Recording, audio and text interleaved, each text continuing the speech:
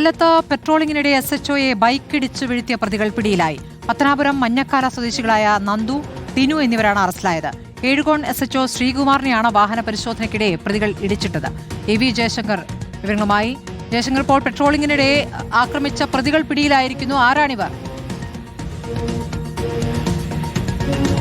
അതായത് സ്മൃതി, ഞായറാഴ്ച പുലർച്ചെയാണ് ഏഴുകോൺ SHOയ്ക്ക് നേരെ ഇത്തരത്തിൽ ബൈക്കിലെത്തിയ ആളുകളുടെ ഒരു ആക്രമണം ഉണ്ടായത്.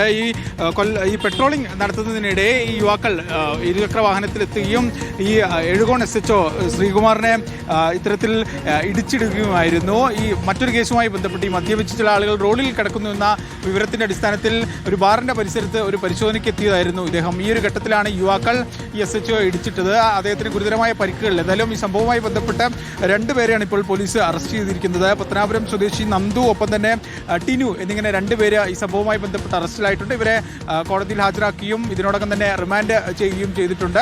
ഇത് മറ്റേതെങ്കിലും ഇതിൻ്റെ പ്രതികാരത്തിൻ്റെ ഭാഗമായാണോ അല്ലെങ്കിൽ മറ്റേതെങ്കിലും വൈരാഗ്യത്തിൻ്റെ പുറത്താണോ ഇത്തരത്തിൽ SHOയെ ഇടിച്ചിട്ടത് എന്ന കാര്യം പോലീസ് പരിശോധിക്കുന്നുണ്ട്. എന്തായാലും പ്രതികൾ പോലീസിനോട് പറഞ്ഞത് മനഃപൂർവ്വമല്ല ഈ ഒരു സംഭവം നടത്തിയെന്നാണ് പറയുന്നത്. എന്തായാലും ഈ കാര്യത്തിൽ പോലീസ് ഒരു സമാന്തര അന്വേഷണം നടക്കുന്നുണ്ട്. എന്തായാലും ഈ ഒരു അപകടത്തിൽ SHOയ്ക്ക് ഗുരുതരമായ പരിക്കുകളില്ല എന്ന കാര്യം വലിയ ആശ്വാസം നൽകുന്ന കൂടിയാണ്.